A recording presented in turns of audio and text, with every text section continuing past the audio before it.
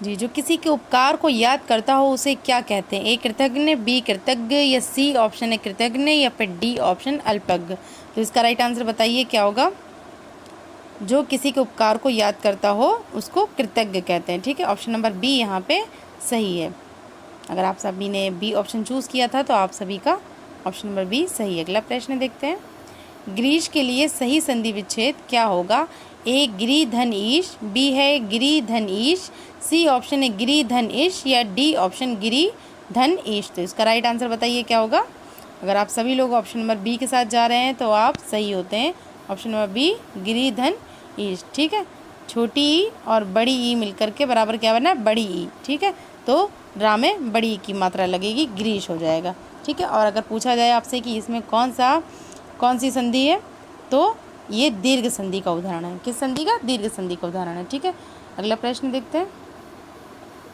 वाक्य में प्रयुक्त होने वाले अवयवों को किंतु, परंतु, पर, लेकिन, मगर आदि के पहले लगने वाला चिन्ह कौन सा है? ए है पूर्ण विराम, बी है अर्धविराम, सी ऑप्शन है अल्प विराम, या डी ऑप्शन उपविराम। तो इसका राइट आंसर बताइए क्या होगा? इसका right answer option number C अल्प विराम। क्या होगा यहाँ पे? अल्प विराम। ठीक है, इसके लिए हम लोग अल्प विराम चिन्ह लगाते हैं। अल्प विराम चिन्ह कैसा होता है? देखिए मैं आप सभी को बता देती हूँ। अल्प विराम चिन्ह होता है ऐसा। ठीक है, कॉमा, अल्प विराम। अगला प्रश्न देखते हैं। बन बितान रवि शशि दिया, फल भक सलील परवा, अवनी सेज पंखा पवन, अबना कछु परवा। उपयुक्त पंक्तियों में कौन सा रस है? ए ऑप्शन है रौद्र रस, बी अद्भुत रस, सी ऑप्शन है शांत रस, ये डी ऑप्शन भक्ति रस। तो बताइए इसमें कौन सा रस होगा? जब सभी लोग इसका आंसर बताएं। अगर आप सभी लोग ऑप्शन नंबर सी के साथ जा रहे हैं तो आप सही हो जाते हैं। ऑप्शन नंबर सी यहाँ पर सही है, शांत रस है। ठीक है, अगला प्रश्न देखते हैं। शुद्ध शब्द छाटिए। औद्योगिकरण, बी मुमूर्षु, सी है याज्ञवल्क्य, या डी ऑप्शन वाल्मीकि। तो इसका राइट आंसर बताइए क्या होगा? ऑप्शन नंबर बी यहाँ पर सही है। अगर आप सभी लोगों ने बी ऑप्शन चूज़ किया है तो आप सभी सही हैं। ठीक है, अगर हम औद्योगिकीकरण में देखते हैं कि इसमें अशुद्धि क्या है, तो यहाँ पर आपकी अशुद्धि है, यहाँ पर जो है ना ओ की मात्रा लगेगी। ठीक है, तब ये होगा औद्योगिकरण, ये औद्योगिकरण है। और फिर अगर हम बात करते हैं कि याज्ञवल्क्य की, तो यहाँ पर क्या है गलती? यहाँ पर होगा याज्ञवल्क्य का याज्ञवल्क्य।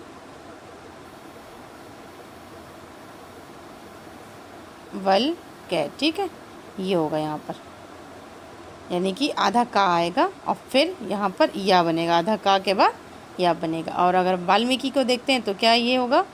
यहाँ पर आपकी माँ में बड़ी ई की मात्रा आएगी। ठीक है, वाल्मीकि, ये छोटी ई की मात्रा नहीं लगाई जाएगी। ठीक, चलिए, तो ऑप्शन नंबर बी यहाँ पर राइट है। अगला प्रश्न देखते हैं। व्यक्ति, वस्तु या स्थान के नाम को क्या कहते हैं? ए सर्वनाम, बी विशेषण, सी क्रिया, या डी ऑप्शन संज्ञा। तो किसी भी व्यक्ति, यानी कि किसी भी व्यक्ति का नाम है ना, वस्तु और स्थान के नाम को हम लोग क्या कहते हैं? संज्ञा कहते हैं। ऑप्शन नंबर डी यहाँ पर क्या होगा? सही होगा। ठीक है, अगला प्रश्न जी। अगला प्रश्न है, साहित्य से नवजीवन प्राप्त होता है, इस वाक्य में रेखांकित शब्द में कौन सा समास है? ए अव्ययी भाव है, बी तत्पुरुष है, सी है बहुव्रीहि समास, या डी ऑप्शन कर्मधारय समास। तो आप सभी लोग बताइए इसका राइट आंसर क्या होगा? जी, अगर आप सभी लोग ऑप्शन नंबर डी के साथ जा रहे हैं तो आपका आंसर सही होगा, कर्मधारय समास। ठीक है, जब हमारा विशेषण और विशेष का मेल हो वहाँ पर ये कर्मधारय समास होता है। जैसे कि अगर हम नव की बात करते हैं तो नव क्या है? यहाँ पर विशेषण है, और जीवन जो है वो क्या है? विशेष्य है। ठीक है, तो यहाँ पर नवजीवन हो गया ना, नवजीवन क्या? कर्मधारय समास हो गया। अगला प्रश्न देखते हैं। निम्नलिखित में से तत्सम की दृष्टि से शुद्ध कौन सा होगा? ए शाटिका, बी रस्सी, सी रैन, या डी ऑप्शन सरसों। तो इसका राइट आंसर बताइए क्या होगा? जिसका राइट आंसर ऑप्शन नंबर ए शाटिका। ठीक है, शाटिका मीन्स क्या होता है? साड़ी। ठीक है, ये तत्सम की दृष्टि से शुद्ध है। चलिए अगला प्रश्न देखते हैं। निंदा का निम्न में से कौन सा सही विलोम शब्द है? ठीक है, निंदा का विलोम शब्द, ए सस्ती, बी स्तुति, सी ऑप्शन स्तुति या फिर डी ऑप्शन स्तुति। तो इसका राइट आंसर बताइए क्या होगा सभी लोग। अगर आप लोग ऑप्शन नंबर बी के साथ जा रहे हैं तो आप सभी का आंसर सही है, ऑप्शन नंबर बी स्तुति। ठीक है, निंदा का विलोम स्तुति। अगला प्रश्न देखते हैं। मदगेंद्र, सुमुखी, सुंदरी आदि किसके भेद हैं? ए छप्पे के, बी रोला के, सी ऑप्शन है कुंडलिया के या डी ऑप्शन सवैया के। तो इसका राइट आंसर क्या होगा जी। अगर आप सभी लोग ऑप्शन नंबर डी के साथ जा रहे हैं तो आप सभी का आंसर सही है। ठीक है, मदगेंद्र, सुमुखी, सुंदरी आदि सवैया के ही भेद है। ठीक है, और ये कितने चरणों वाला होता है? ये 22 से 26 वर्णों के चरण वाले छंद होते हैं। ठीक है, इसको सवैया के नाम से जाना जाता है। और सवैया छंद कैसा होता है? वर्लिक। ठीक है, वर्लिक छंद भी होता है और मात्रिक छंद भी होता है। चलिए अगला प्रश्न देखते हैं। मुदित महीपति मंदिर आए, सेवक सचिव सुमत बुलाए, उपयुक्त पंक्तियों में कौन सा अलंकार है? ए में उपमा अलंकार है, बी अनुप्रास अलंकार है, सी ऑप्शन है यमक अलंकार या डी ऑप्शन रूपक अलंकार। तो इसका राइट आंसर बताइए आप सभी लोग क्या होगा जी। अगर आप सभी लोग ऑप्शन नंबर बी के साथ जा रहे हैं तो आप सभी का आंसर सही है, ए बी ऑप्शन है अनुप्रास अलंकार। ठीक है, बी ऑप्शन अनुप्रास अलंकार सही है। क्यों है इसमें अनुप्रास अलंकार? कहाँ पर होता है अगर पूछा जाए तो जहाँ पर वर्णों की आवर्ती बार बार होती है तो वहाँ पर ही अनुप्रास अलंकार होता है। इसमें कौन से वर्ण की आवर्ती बार बार हुई है? माँ की, ठीक है, और सा की। ठीक है, सा और माँ की यहाँ पे आवर्ती बार बार होने के कारण अनुप्रास अलंकार है। ठीक है, चलिए अगला प्रश्न देखते हैं। निम्न में विदेशी शब्द कौन सा? ए उष्ट्र है, बी अमीर, सी प्रिय या डी ऑप्शन भक्त। तो इसका राइट आंसर बताइए। ऑप्शन नंबर बी के साथ आप सभी अगर जा रहे हैं तो आपका राइट आंसर होगा ऑप्शन नंबर बी अमीर। ठीक है, और ये जो है अरबी भाषा से हिंदी में आया है। ठीक है, चलिए अगला प्रश्न देखते हैं।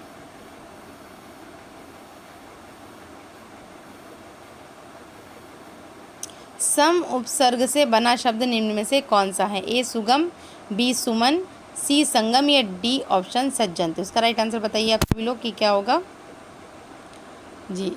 ऑप्शन नंबर सी यहाँ पर राइट है, संगम। ठीक है, क्योंकि कैसे बना है? सम धन गम से। ठीक है, संगम। अगला प्रश्न देखते हैं। लोहा मानना मुहावरे का अर्थ निम्न विकल्पों में से कौन सा होगा?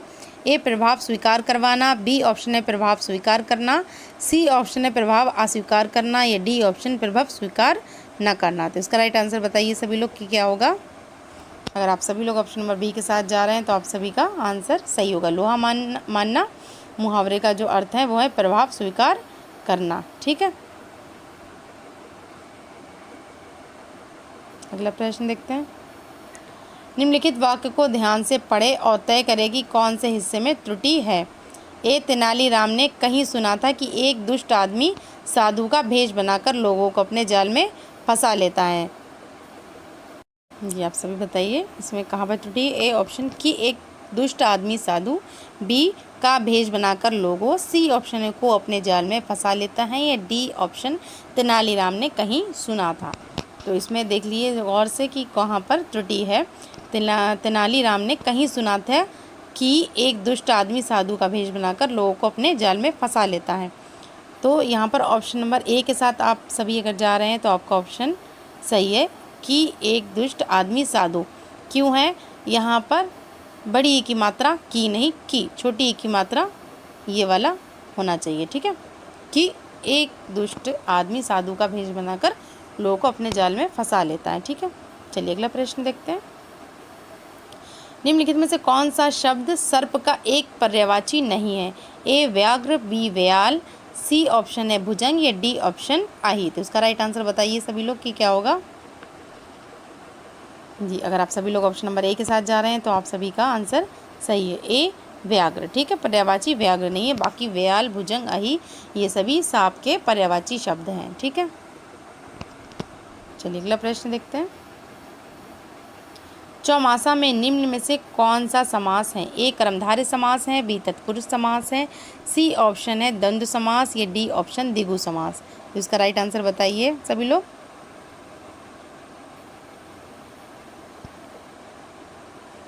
जी, अगर आप सभी लोग ऑप्शन नंबर डी के साथ जा रहे हैं तो आप सभी का आंसर सही है, द्विगु समास है। ठीक है, द्विगु समास है चौमासा में। चौमासा क्या है भाई? चौमासा जो है ना 4 मासों, ठीक है, 4 महीनों का समाहार है ना।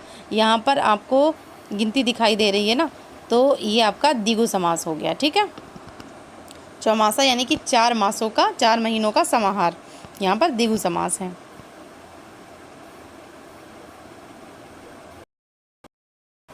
अड़तीसवीं समांतर रेखा निम्न में से किस देश को विभाजित करती है? ए पूर्व जर्मनी और पश्चिमी जर्मनी, बी है उत्तर कोरिया और दक्षिण कोरिया, सी ऑप्शन है संयुक्त राज्य अमेरिका और कनाडा, या फिर डी ऑप्शन चीन और तिब्बत। तो इसका राइट आंसर सभी बताइए। इसका right answer option number B, उत्तर कोरिया और दक्षिण कोरिया। अगर आप सभी बी के साथ जा रहे हैं तो आप सभी राइट है। चलिए अगला प्रश्न देखते हैं। संविधान का कौन सा अनुच्छेद राज्य सरकार को ग्राम पंचायत के संगठन का निर्देश देता है? ए अनुच्छेद 32, बी अनुच्छेद 40, सी ऑप्शन है अनुच्छेद 78, या डी ऑप्शन अनुच्छेद 48। इसका राइट आंसर बताइए सभी। जी, अगर आप सभी लोग जा रहे हैं ऑप्शन नंबर बी के साथ तो आप सभी लोग सही हैं, अनुच्छेद 40 के तहत। ठीक है, अगला प्रश्न देखते हैं। निम्न में से किस राज्य में काली मिट्टी पाई जाती है? ए गुजरात में, बी मध्य प्रदेश में, सी महाराष्ट्र में, या डी ऑप्शन इनमें से इन सभी में। बताइए इसका राइट आंसर क्या होगा। जिसका राइट आंसर है ऑप्शन नंबर, आप किसके साथ जा रहे हैं आप सभी लोग? ऑप्शन नंबर डी के साथ। अगर आप सभी ऑप्शन नंबर डी के साथ जा रहे हैं तो आप सभी लोग सही है। अगला प्रश्न देखते हैं। भारत में तंबाकू का सर्वाधिक उत्पादक राज्य कौन सा है? ए गुजरात, बी आंध्र प्रदेश, सी है कर्नाटक, या डी ऑप्शन मध्य प्रदेश। इसका राइट आंसर बताइए क्या होगा। इसका राइट आंसर है option number B, Andhra Pradesh. ठीक है, तंबाकू का सर्वाधिक उत्पादक राज्य आंध्र प्रदेश है। अगला प्रश्न देखते हैं। जमींदारी उन्मूलन के लिए संसद में प्रथम संविधान संशोधन किस वर्ष किया गया था? सन 1951 ईस्वी में, बी ऑप्शन है सन 1954 ईस्वी में, या सी ऑप्शन 1950, या डी ऑप्शन सन 1953। इसका राइट आंसर बताइए। इसका राइट आंसर बताइए। अगर आप सभी लोग ऑप्शन नंबर ए के साथ जा रहे हैं तो आपका ऑप्शन सही है, 1951। ठीक है, 1951 में जमींदारी उन्मूलन के लिए संसद में प्रथम संविधान संशोधन किया गया था। ठीक है, अगला प्रश्न देखते हैं। निम्न में से किसके उपग्रह सर्वाधिक हैं? ए शुक्र के, बी मंगल के, सी बृहस्पति के, या डी ऑप्शन शनि के। तो आप सभी बताइए इसका राइट आंसर क्या होगा। इसका राइट आंसर बताइए। अगर आप सभी लोग ऑप्शन नंबर सी के साथ हैं तो आप सभी लोग सही हैं। निम्न में से किसके उपग्रह सर्वाधिक है? बृहस्पति के। ठीक है, बृहस्पति जो है ना वो सौर मंडल का सबसे बड़ा ग्रह है और इसके जो उपग्रह की संख्या है वो कितने हैं? वो 67 है। ठीक है, 67। चलिए अगला प्रश्न देखते हैं। डीजल की गुणवत्ता किसके द्वारा व्यक्त की जाती है? ए सीटेन संख्या द्वारा, बी ऑक्टेन संख्या द्वारा, सी ऑप्शन है ए और बी दोनों के द्वारा, या डी ऑप्शन उपरोक्त में से कोई नहीं। तो इसका राइट आंसर क्या होगा। इसका राइट आंसर है ऑप्शन नंबर ए सीटेन संख्या द्वारा। ठीक है, अगर आप सभी ने ए ऑप्शन चूज़ किया है तो आप सभी लोग राइट हैं। चलिए अगला प्रश्न देखते हैं। भारतीय उपमहाद्वीप मूल रूप से निम्न में से किस एक विशाल भूखंड का हिस्सा था? ए इंडियाना का, बी गोंडवाना लैंड का, या फिर सी ऑप्शन है आर्यवर्त का, या D option Jurassic land mass का। तो इसका राइट आंसर क्या होगा, आप सभी लोग देने की कोशिश करिए। Option number B Gondwana land. अगर आप सभी लोग ने बी ऑप्शन चूज़ किया है तो आप सभी लोग राइट हैं। चलिए अगला प्रश्न देखते हैं। नोबार्ड क्या है? ए बोर्ड, बी बैंक, सी ब्यूरो, या फिर डी ऑप्शन विभाग। तो इसका राइट आंसर क्या होना चाहिए बताइए आप सभी लोग। ये अगर आप सभी लोग बी ऑप्शन चूज़ करते हैं तो आप सभी लोग सही हैं। ऑप्शन नंबर बी बैंक यहाँ पे राइट है। नोबार्ड जो है वो एक बैंक है। ठीक है, और ये कब इसकी स्थापना की गई थी? इसकी स्थापना की गई थी 12 जुलाई 1982 ईस्वी को, ठीक है, 12 जुलाई 1982 ईस्वी। और इसका मुख्यालय कहाँ स्थित है? इसका मुख्यालय है मुंबई में, ठीक है। चलिए अगला प्रश्न देखते हैं। सिलिकॉन वैली निम्न में से किसके लिए प्रसिद्ध है? ए नदी घाटी के लिए, बी कंप्यूटर सॉफ्टवेयर के लिए, या सी ऑप्शन पर्यावरण संरक्षण के लिए, या फिर डी ऑप्शन सिलिकॉन उत्पादन के लिए। तो इसका राइट आंसर बताइए क्या होगा। जी, अगर आप सभी जाते हैं ऑप्शन नंबर बी के साथ तो आपका ऑप्शन नंबर बी सही हो जाता है, कंप्यूटर सॉफ्टवेयर के लिए, ठीक है। सिलिकॉन वैली जो है ना वो किसके लिए प्रसिद्ध है? वो है कंप्यूटर सॉफ्टवेयर के लिए, ठीक है, जो कि कहाँ है? बेंगलुरु में है। चलिए अगला प्रश्न देखते हैं। साहित्य अकेदमी कहाँ स्थित है? ए नई दिल्ली में, बी कोलकाता में, सी ऑप्शन है भोपाल में, या डी ऑप्शन मुंबई में। तो इसका राइट आंसर क्या होगा? साहित्य अकेदमी कहाँ स्थित है? ऑप्शन नंबर ए नई दिल्ली में, ठीक है। अगर आप सभी ने नई दिल्ली को चूज़ किया है तो आप सभी लोग राइट हैं। अगला प्रश्न देखते हैं। सरदार स्वर्ण सिंह समिति की अनुशंसा पर भारतीय संविधान में 42वें संशोधन के द्वारा किसे जोड़ा गया था? ए चुनाव की प्रक्रिया को, बी मौलिक कर्तव्य को, सी ऑप्शन है मूल अधिकार को, या डी ऑप्शन नीति निदेशक तत्व को। इसका राइट आंसर बताइए क्या होगा, किसको जोड़ा गया है? जी, इसका right answer option number B मौलिक कर्तव्य को जोड़ा गया है, ठीक है। और ये संशोधन किस सन में हुआ था? ये संशोधन हुआ था सन 1976 ईस्वी में, ठीक है। सभी लोग याद रखिएगा, 1976 ईस्वी में संशोधन हुआ था। 42वें संशोधन के द्वारा मौलिक कर्तव्यों को जोड़ा गया था, ठीक है। अगला प्रश्न देखते हैं। स्वतंत्र भारत में उत्तर प्रदेश के प्रथम विधानसभा अध्यक्ष कौन थे? ए राजर्षि पुरुषोत्तम दास टंडन, या फिर बी ऑप्शन मदन मोहन वर्मा, या सी ऑप्शन है नफीसुल हसन, या डी ऑप्शन आत्माराम गोविंद खेर। तो इसका राइट आंसर क्या होना चाहिए बताइए सभी। इसका right answer option number A Rajarshi Purushottam Das Tandon, ठीक है। चलिए अगला प्रश्न देखते हैं। ग्रीन मफलर किस प्रदूषण से संबंधित है? ए वायु प्रदूषण से, बी ध्वनि प्रदूषण से, सी है ऑप्शन आपका जल प्रदूषण से, या डी ऑप्शन है इनमें से कोई नहीं। तो इसका राइट आंसर क्या होना चाहिए बताइए सभी। ग्रीन मफलर जो है ना वो किससे संबंधित है? ध्वनि प्रदूषण से। बी ऑप्शन यहाँ पे आपका राइट होगा। अगर आप सभी बी चूज़ करते हैं तो आप सभी लोग राइट हैं, ठीक है। अगला प्रश्न देखते हैं। निम्न में से कौन सी ग्रैंड स्लैम टेनिस प्रतियोगिता घास के मैदान पर खेली जाती है? A Australian Open, B Wimbledon, C option है फ्रेंच ओपन, या डी ऑप्शन यूएस ओपन। तो इसका राइट आंसर क्या होना चाहिए बताइए सभी लोग। जी, अगर आप सभी लोग चूज़ कर रहे हैं ऑप्शन नंबर बी तो आप राइट हैं। बी ऑप्शन विंबलडन जो है राइट आंसर है। चलिए अगला प्रश्न देखते हैं।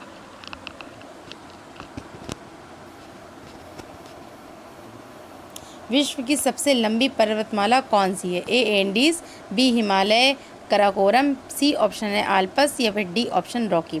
तो इसका राइट आंसर क्या होगा बताइए सभी। अगर आप सभी लोग ऑप्शन नंबर ए के साथ जा रहे हैं तो आप सही हैं। ऑप्शन नंबर ए यहाँ पर राइट, एंडीज़, ठीक है। विश्व की सबसे लंबी जो पर्वतमाला है वो एंडीज़ है। अगला प्रश्न देखते हैं। भारत में सबसे लंबा राष्ट्रीय राजमार्ग NH कौन सा है? A option NH2, B option है NH7, ठीक है, सी ऑप्शन है NH8, या डी ऑप्शन NH10। तो इसका राइट आंसर क्या होगा बताइए सभी लोग। जी, अगर आप सभी लोग जा रहे हैं ऑप्शन नंबर बी के साथ तो आपका ऑप्शन सही होगा, ठीक है। ऑप्शन नंबर बी NH7 के साथ, ठीक है। लंबा राष्ट्रीय मार्ग है ये सबसे, जो कि वाराणसी को कन्याकुमारी से जोड़ता है, ठीक है। अगला प्रश्न देखते हैं। निम्न में से कौन सा अधिनियम काला बिल के रूप में जाना जाता था? ए रोलेट अधिनियम, बी है पिट्स भारत अधिनियम, सी ऑप्शन है भारतीय परिषद अधिनियम, या फिर डी ऑप्शन उपरोक्त में से कोई नहीं। तो इसका राइट आंसर क्या होगा? जी, आप किस ऑप्शन के साथ जा रहे हैं? अगर आप ए ऑप्शन के साथ जा रहे हैं तो आप बिल्कुल सही हो जाते हैं। आपका आंसर ए है रोलेट अधिनियम, ठीक है। अगला प्रश्न है। कोलकाता में उच्च न्यायालय कब स्थापित किया गया था? ए है 1774 AD में, बी है 1862 AD में, सी ऑप्शन है 1776 AD में, या डी ऑप्शन 1780 AD में। जिसका राइट आंसर बताइए क्या होगा। अगर आप सभी जा रहे हैं answer number B, option number B के साथ तो आप सभी सही हो जाते हैं, ठीक है। 1862 AD, ठीक है। अगला प्रश्न देखते हैं। काकाकोरम राजमार्ग इनमें से कौन से दो देशों को जोड़ता है? ए चीन Pakistan, B Bharat Pakistan, C option है भारत चीन, या डी ऑप्शन भारत नेपाल। तो इसका राइट आंसर क्या होगा जी? अगर आप सभी ने चूज़ किया है ऑप्शन नंबर ए तो आप सभी का राइट आंसर है, ठीक है। ऑप्शन नंबर ए चीन पाकिस्तान, ठीक है। काकाकोरम राजमार्ग चीन पाकिस्तान 2 देशों को जोड़ता है, काकाकोरम राजमार्ग, ठीक है। चलिए अगला प्रश्न देखते हैं। रबड़ को कठोर बनाने के लिए उसके साथ किस पदार्थ को मिलाया जाता है? ए लेड को, बी सल्फर को, सी ऑप्शन सोडियम, या डी ऑप्शन कैल्शियम। तो किसको मिलाया जाता है रबड़ को कठोर बनाने के लिए? जी आप सभी जा रहे हैं अगर बी ऑप्शन के साथ तो आप सभी का आंसर सही है। ऑप्शन नंबर बी यहाँ पर सल्फर, ठीक है। रबड़ को कठोर बनाने के लिए सल्फर का यूज़ किया जाता है। अगला प्रश्न देखते हैं। विटामिन सी का रासायनिक नाम क्या है? एस कार्बनिक अम्ल, बी थायमीन, सी है टार्ट्रिक अम्ल, या फिर डी ऑप्शन साइट्रिक अम्ल। तो इसका राइट आंसर बताइए क्या होगा? अगर आप सभी जा रहे हैं ऑप्शन नंबर ए के साथ तो आप सभी बिल्कुल सही है। ऑप्शन नंबर ए एस कार्बिक अम्ल जो है विटामिन सी का रासायनिक नाम है, ठीक है। और अगर हम बात करते हैं कि विटामिन सी की कमी से कौन सा रोग हो जाता है तो क्या हो जाता है? मसूड़ों की यानी कि स्कर्वी रोग हो जाता है, ठीक है। और ये अगर हमें दूर करना है ये रोग तो हमें क्या खाना चाहिए? खट्टे फल और विटामिन सी से जो कि मुख्य स्रोत हैं जिनका। और सबसे ज़्यादा विटामिन सी किस फल में पाया जाता है? तो आंवले में पाया जाता है। फिर उसके बाद नींबू है, मौसमी है, संतरे हैं, ये सब विटामिन सी के ही स्रोत हैं। चलिए अगला प्रश्न देखते हैं। ऊंचा समुद्र ज्वार कितनी अवधि के बाद आता है?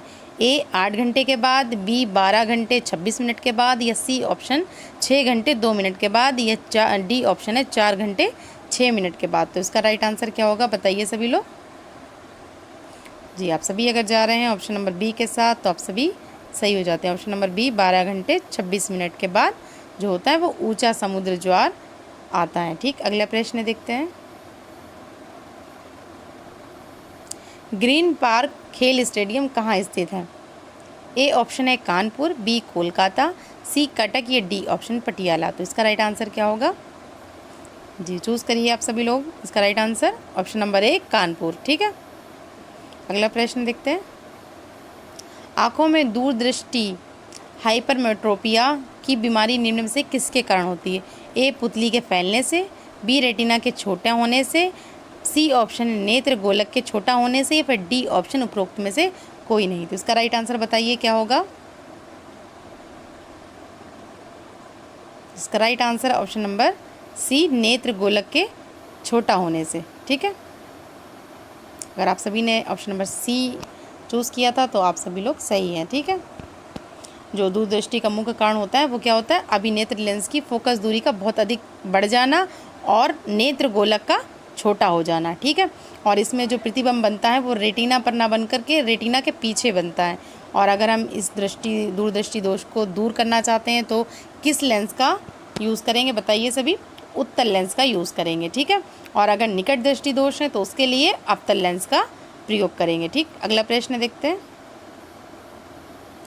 निम्न में से कौन सा शहर कर्क रेखा के दक्षिण में स्थित है? ए इलाहाबाद, बी पटना, सी भोपाल, या डी ऑप्शन झांसी। तो इसका राइट आंसर बताइए क्या होगा? जिसका right answer option number C Bhopal होगा, ठीक है। निम्न में से कौन सा शहर कर्क रेखा में दक्षिण में स्थित है? भोपाल है, ठीक है। चलिए अगला प्रश्न देखते हैं। हमारे संविधान में मूलभूत अधिकार की संकल्पना किस देश से ली गई है? ए है आयरलैंड से, बी यूएसए से, या फिर सी ऑप्शन है यूके से, या डी ऑप्शन कनाडा। तो इसका राइट आंसर बताइए क्या होगा? जिसका राइट आंसर है ऑप्शन नंबर बी यूएसए, ठीक है। अगला प्रश्न देखते हैं। जी ग्लिम्पसेस ऑफ अवार्ड हिस्ट्री पुस्तक के लेखक कौन है? ए महात्मा गांधी, बी रविंद्रनाथ टैगोर, सी है जवाहरलाल नेहरू, या डी ऑप्शन विनोबा भावे। तो इसका राइट आंसर बताइए सभी लोग। जी अगर आप सभी लोग जा रहे हैं ऑप्शन नंबर सी के साथ तो आपका आंसर सही है। Option number C Jawaharlal Nehru, ठीक है। अगला प्रश्न देखते हैं। वो ईमेल मैसेज जो डेस्टिनेशन तक पहुंचने में फेल हो जाती है वो क्या कहलाती है? स्पैम, इनबॉक्स, बाउंड मेल, या फिर डी ऑप्शन इनमें से कोई नहीं। तो इसका राइट आंसर बताइए। इसका राइट आंसर होगा option number C bound mail, ठीक है, जो कि मेल मैसेज डेस्टिनेशन तक नहीं पहुंच पाती, फेल हो जाती है, वो बाउंड मेल कहलाती है। ठीक है, अगला प्रश्न देखते हैं। राज्य मानवाधिकार आयोग का गठन किस धारा के अंतर्गत किया जाता है? ए धारा 22 के तहत, बी धारा 21 के तहत, या डी सी ऑप्शन है धारा 8 के तहत, या डी ऑप्शन धारा 4 के तहत। तो इसका राइट आंसर बताइए आप सभी लोग क्या होगा। जिसका राइट आंसर है ऑप्शन नंबर बी धारा 21 के तहत। ठीक है, जो कि राज्य मानवाधिकार आयोग का गठन धारा 21 के तहत हुआ था। ठीक है, अगला प्रश्न देखते हैं। जीएसटी परिषद का उपाध्यक्ष कौन होता है? ए केंद्रीय वित्त मंत्री, बी ऑप्शन है किसी राज्य का मुख्यमंत्री, या सी ऑप्शन किसी राज्य का वित्त मंत्री, या डी ऑप्शन उपरोक्त में से कोई नहीं। तो जीएसटी परिषद का उपाध्यक्ष कौन होता है? किसी राज्य का वित्त मंत्री। ठीक है, सी ऑप्शन यहाँ पे राइट होगा। चलिए अगला प्रश्न देखते हैं। नक्सलवादी किस विचारधारा के समर्थक होते हैं? ए पूंजीवादी के, बी साम्यवादी के, सी ऑप्शन है समाजवादी के, या डी ऑप्शन मार्क्सवादी के। तो इसका राइट आंसर बताइए सभी जी। अगर आप सभी लोग बी ऑप्शन के साथ जा रहे हैं तो आप सभी का आंसर सही हो जाता है, बी साम्यवादी। ठीक है, नक्सलवादी किस विचारधारा के समर्थक होते हैं? साम्यवादी विचारधारा के समर्थक होते हैं। ठीक है, अगला प्रश्न देखते हैं। भारत में नए नोटों की आपूर्ति हेतु किसकी अध्यक्षता में टास्क फोर्स का गठन किया गया? A Urjit Patel, B Subhash Gandhi, C option है अरुंधति भट्टाचार्य, या डी ऑप्शन एस मुंद्रा। तो इसका राइट आंसर बताइए क्या होगा जी। अगर आप सभी लोग जा रहे हैं ऑप्शन नंबर डी के साथ तो आप सभी लोग का आंसर सही है। ऑप्शन नंबर डी यहाँ पर एस मुंद्रा जो है वो सही है। अगला प्रश्न है। चीन द्वारा किस देश में ग्वादर बंदरगाह की स्थापना की गई थी? एक ए अफगानिस्तान के द्वारा, बी नेपाल, सी ऑप्शन है पाकिस्तान, या फिर डी ऑप्शन म्यांमार के द्वारा। तो इसका राइट आंसर बताइए क्या होगा। इसका राइट आंसर है ऑप्शन नंबर सी पाकिस्तान। ठीक है, और एक प्रश्न आप सभी के लिए, उसका उत्तर आप सभी को देना है कि निकट दृष्टि दोष को दूर करने के लिए हम किस लेंस का प्रयोग करते हैं। ठीक है, अगर आपने वीडियो को पूरा देखा होगा तो आपको इसका आंसर ज़रूर पता चलेगा। ठीक है, तो आप सभी लोग कमेंट में हमको इसका आंसर दीजिएगा। ठीक है, चलिए ओके, थैंक यू।